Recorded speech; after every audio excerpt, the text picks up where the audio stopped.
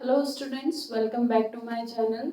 तो स्टूडेंट्स, हम लोग carbon and its compound chapter यहाँ पे पढ़ रहे हैं। तो आज जो हमारा टॉपिक है दैट इज अबाउट इथेनॉल। जो आज हम पढ़ेंगे दैट इज अबाउट इथेनॉल। तो आज के हम इस टॉपिक में इथेनॉल की प्रॉपर्टीज पढ़ेंगे, उसकी फिजिकल प्रॉपर्टीज पढ़ेंगे, उसकी केमिकल प्रॉपर्टीज पढ़ेंगे, डिफरेंट रिएक्शंस पढ़ेंगे, उसके यूजेस पढ़ेंगे। क्लियर? इथेनॉल की अगर हम बात करें तो इथेनॉल जो है it is belongs to the alcohol family. ये किस फैमिली का मेंबर है?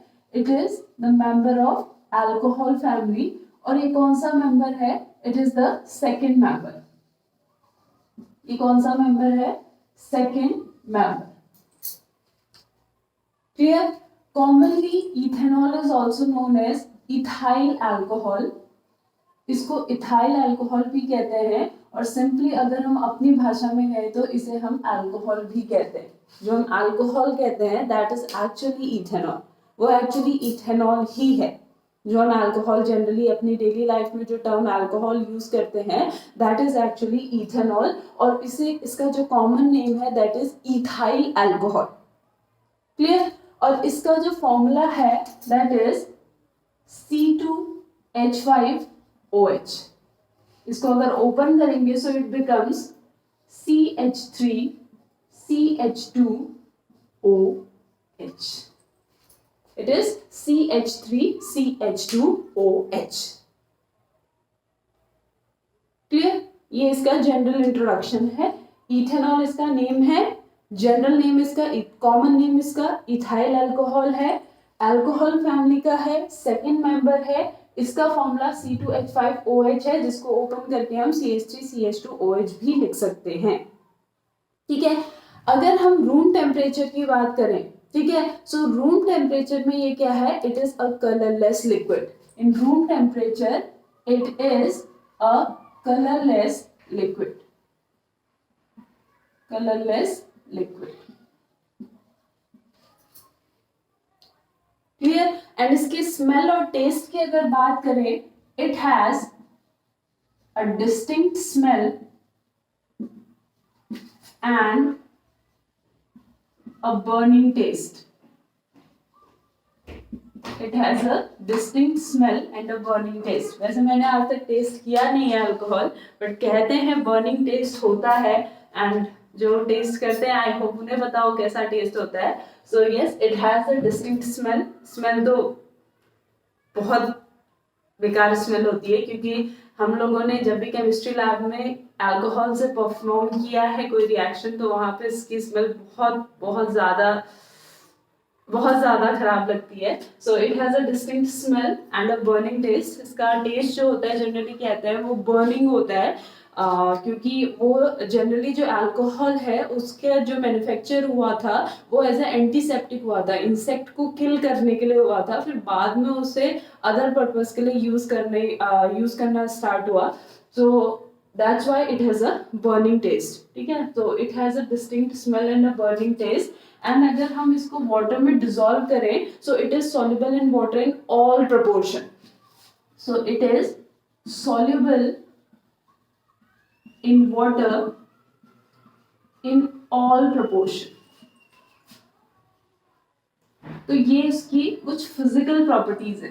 ठीक है? एक तो ये रूम टेम्परेचर पे कलरलेस लिक्विड है। ठीक है? ऐसा लगता है जैसे पानी है। ठीक है? हम उसकी स्मेल से पता लगा सकते हैं कि ये पानी नहीं है, ये अल्कोहल है, ये इथेनॉल है। एक डिस्टिंक्ट स्मेल होती है, बहुत बैड स्मेल होती है मेरे अकॉर्डिंग। ठीक है? डिस्टिंक्ट स्मेल होती है और बर्निंग टेस्ट होता है, जो मैंने टेस्ट नहीं किया है। And it is soluble in water in all proportion. किसी भी प्रोपोर्शन में आप डिसॉल्व करेंगे ये सॉल्युबल हो जाएगा। Clear? Next we'll talk about the chemical properties. अगर हम केमिकल प्रॉपर्टीज की बात करें तो केमिकल प्रॉपर्टीज में सबसे पहली प्रॉपर्टी तो आती है, वो क्या है? It is highly inflammable liquid. ठीक है? It is highly inflammable liquid. Inflammable liquid. ठीक है? ये बहुत ज्यादा इन्फ्लेमेबल लिक्विड है। It readily catches fire in the air. It readily catches fire in the air.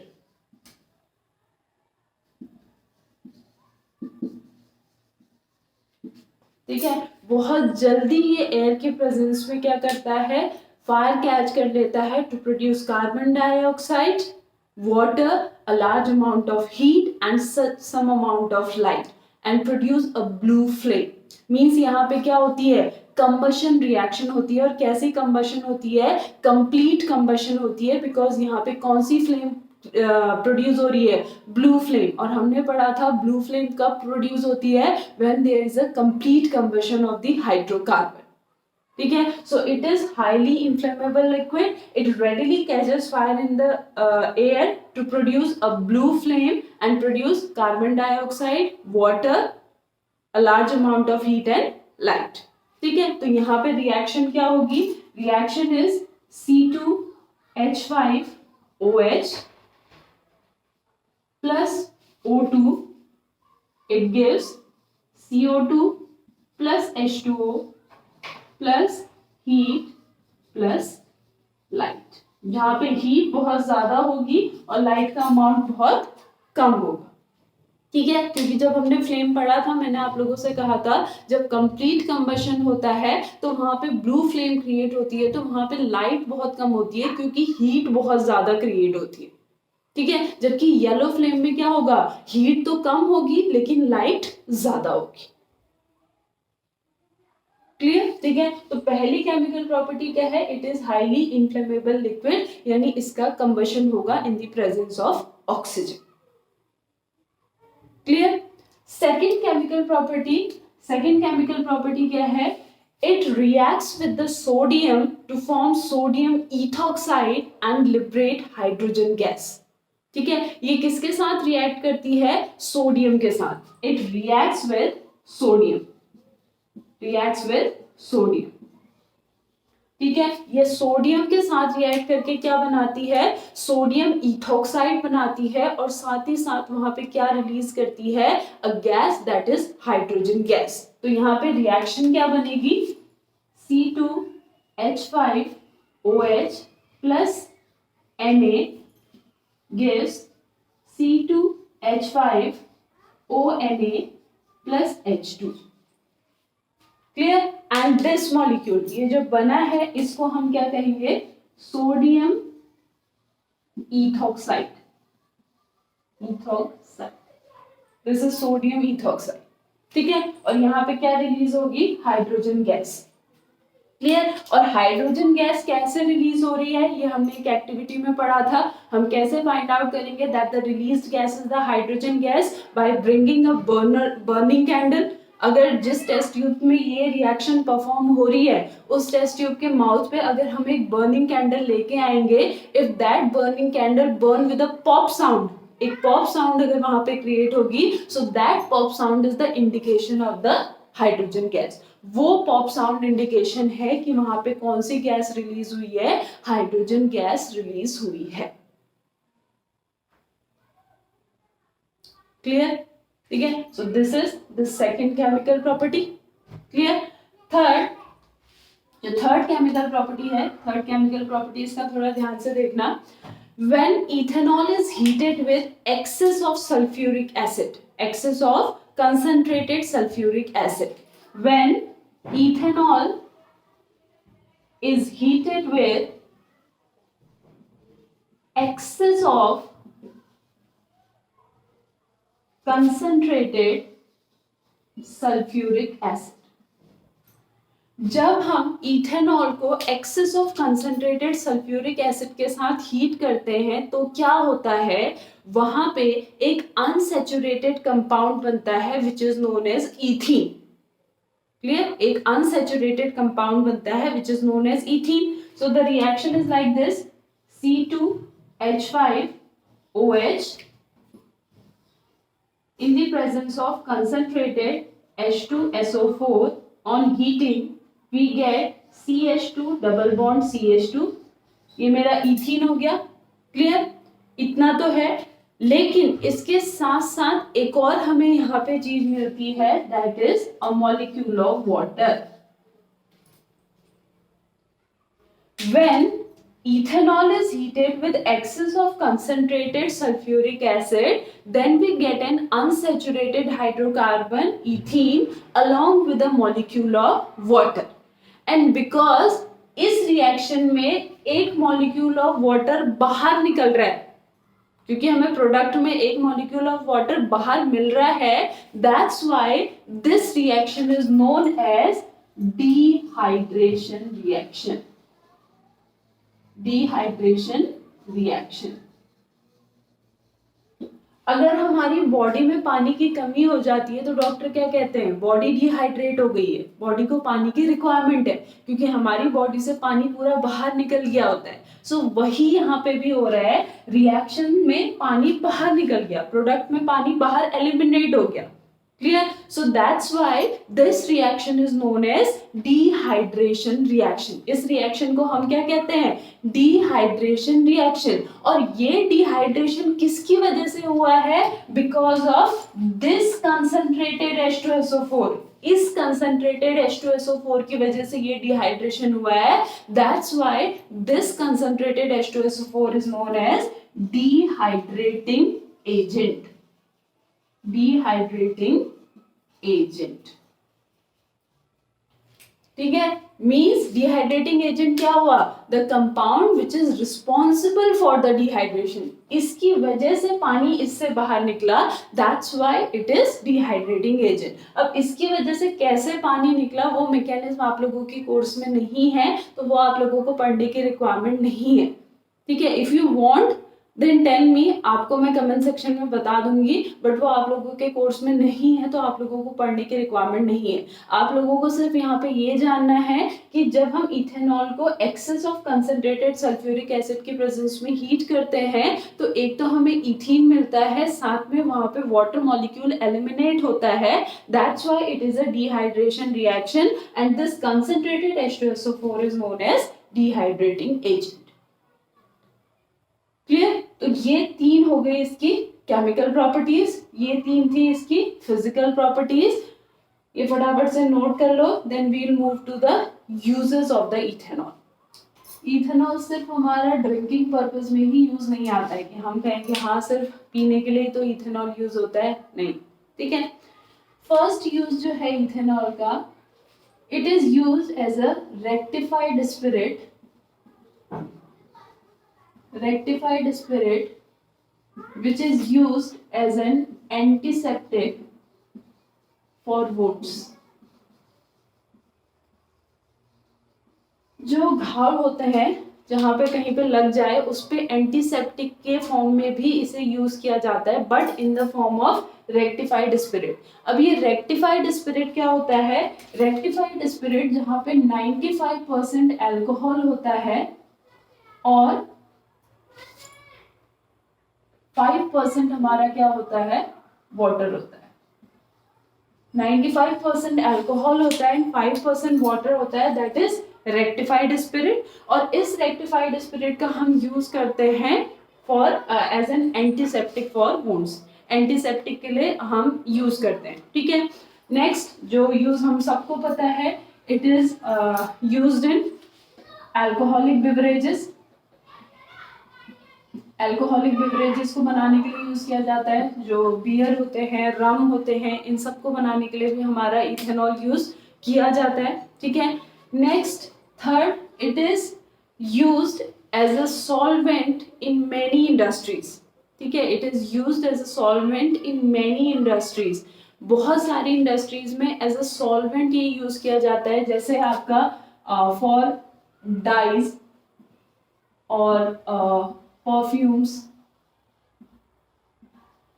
Cough syrups.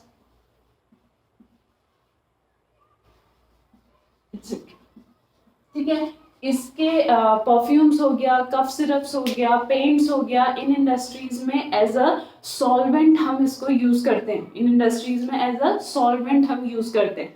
ठीक है, साथ ही साथ इसका यूज किया जाता है in the preparation of cosmetics and transparent soaps. It is also used in the preparation of cosmetics, transparent soaps etcetera. Clear? तो rectified spirit के फॉर्म में ये कैसे यूज होगा? As a antiseptic for wounds. ठीक है। अल्कोहलिक बेवरेजेस के form में भी यूज होगा, साथ ही साथ हम इसका यूज करेंगे एज अ सॉल्वेंट। ये कैसे इसमें यहाँ पे कैसे यूज हो रहा है? As a solvent. ठीक है। It is used as a solvent in many industries like dyes, perfumes, cough syrups etcetera. It is used in the preparation of cosmetics, transparent soaps, etc. Clear? It is also used in the manufacture of other chemical compounds. दूसरे chemical compounds को भी manufacture करने के लिए use होता है. Manufacture of other chemical compounds like chloroform, iodoform, and acetic acid. तो बहुत सारे हमारे दूसरे केमिकल कंपाउंड्स भी है जिनके मैन्युफैक्चर में हमारा इथेनॉल यूज होता है।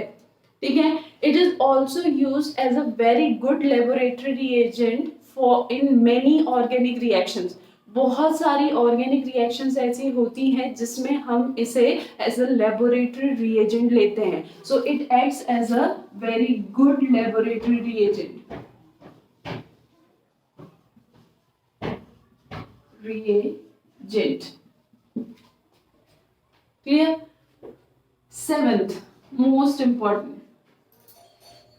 It is in many countries nowadays. It is used as a fuel in the form of power alcohol. It is used as a fuel in the form of power alcohol. अब ये क्या है भाई? Fuel क्या use करने लग गए इसको। ठीक है। ये तो ठीक है, सबसे पहले हमने उसको इंसेक्ट किल करने के लिए यूज किया था, तो वोंड के लिए हमने यूज कर लिया। अल्कोहलिक बेवरेजेस के लिए तो हमें पता ही है यूज करते हैं।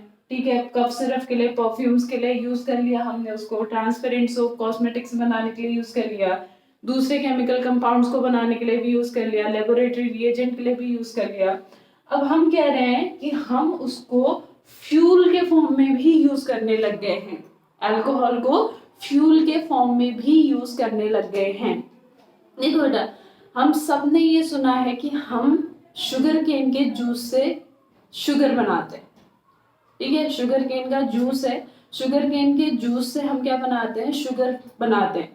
जब हम शुगर केन के जूस से शुगर बनाते हैं तो लास्ट में क्या बच जाता है? A thick syrupy liquid. ठीक है। अ डार्क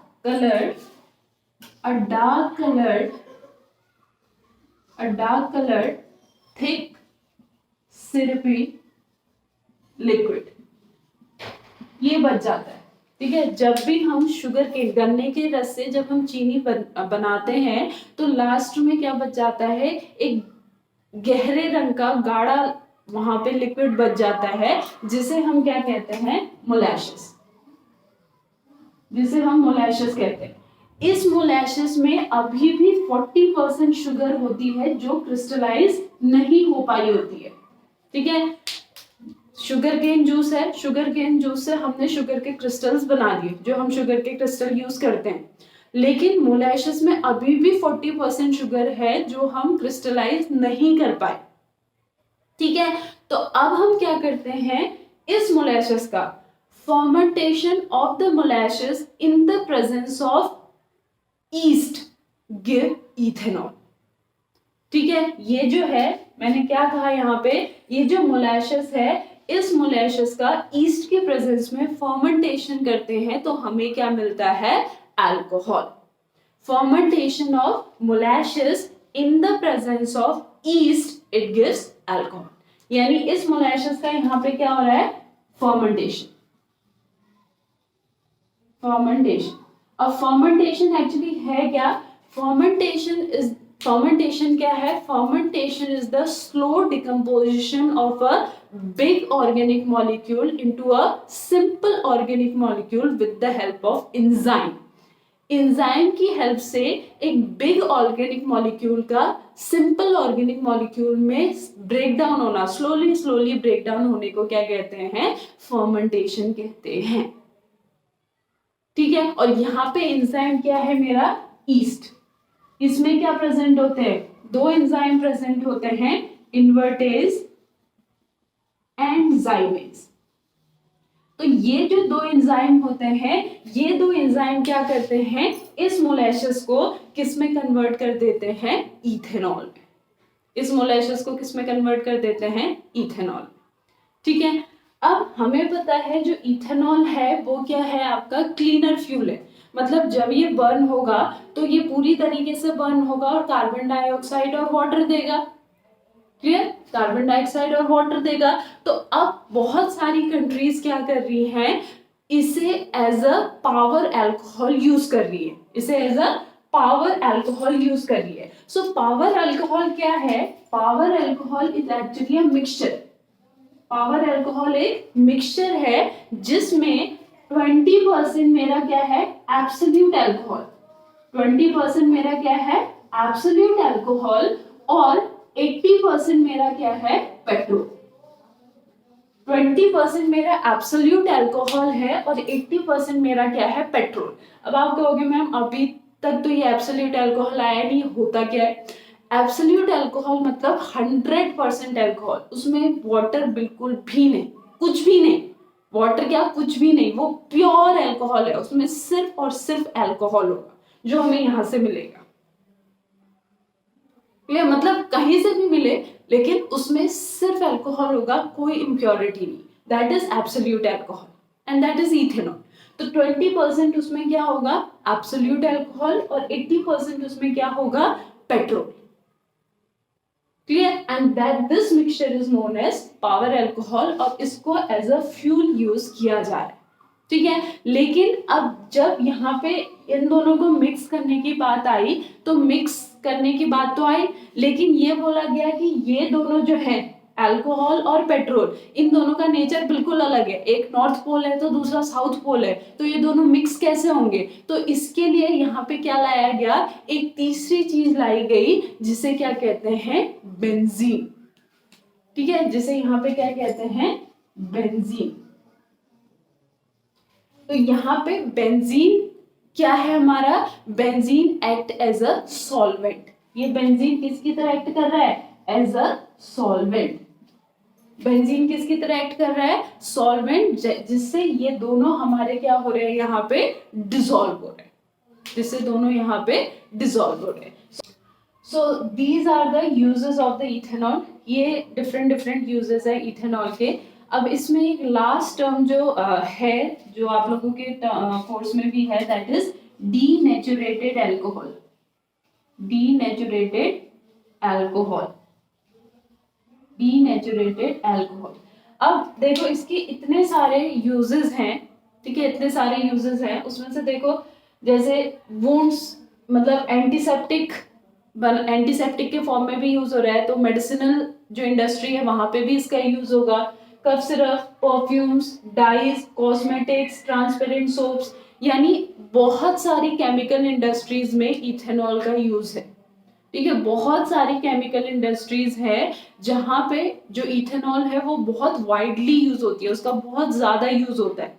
ठीक है, बहुत ज्यादा यूज होने की वजह से क्या है, गवर्नमेंट ने इस पे जो टैक्स लगाया है, इथेनॉल पे जो टैक्स लगाया है इन इंडस्ट्रीज के लिए, वो बहुत कम लगाया है। यानी कम टैक्स पे गवर्नमेंट इनको इथेनॉल देती है। ठीक है, इन केमिकल इंडस्ट्रीज को गवर्नमेंट कम टैक्स पे इथेनॉल प्रोवाइड करती है। ठीक है, लेकिन इस इथेनॉल का गलत यूज ना हो सके, यानी इसे ड्रिंकिंग पर्पस के लिए यूज ना कर पाए, इसलिए इस इथेनॉल में क्या मिला दिया जाता है? Poisonous substances, and then the ethanol becomes denatured alcohol. ठीक है, so what is denatured alcohol? Denatured alcohol is ethanol plus poisonous substance.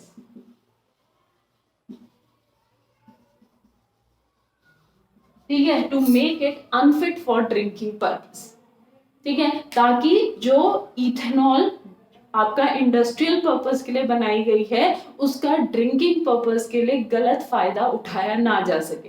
क्योंकि ड्रिंकिंग पर्पस के लिए जो इथेनॉल होती है उस पर जो एक्साइज ड्यूटी होती है, जो टैक्स होता है वो थोड़ा सा ज्यादा होता है, जबकि केमिकल इंडस्ट्रीज के लिए टैक्स कम होता है, तो लोग उसका गलत फायदा ना उठा सके, इसलिए वहां पे इथेनॉल पे क्या मिला दिया जाता है, पॉइजनस सब्सटेंसेस। और साथ ही साथ केमिकल इंडस्ट्रीज को जो इथेनॉल दी जाती है उसमें थोड़ा सा ब्लू डाई कलर मिला दिया जाता है, जिससे उसका कलर हल्का सा ब्लू हो जाता है, ताकि वो पहचान में आ सके कि ये इथेनॉल डीनेचुरेटेड इथेनॉल है, ताकि उसे ड्रिंकिंग पर्पस के लिए यूज ना किया जा सके, ताकि लोगों की डेथ ना हो सके। ठीक है, सो डीनेचुरेटेड अल्कोहल है जहां पे इथेनॉल में पॉइजनस सब्सटेंसेस, जैसे हमारा मीथेनॉल हो गया, methanol is a poisonous substance.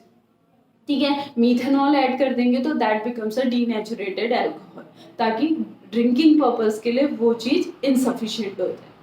Clear? So this is all about ethanol. Ethanol में इतना ही है। In next video we'll talk about the ethanoic acid.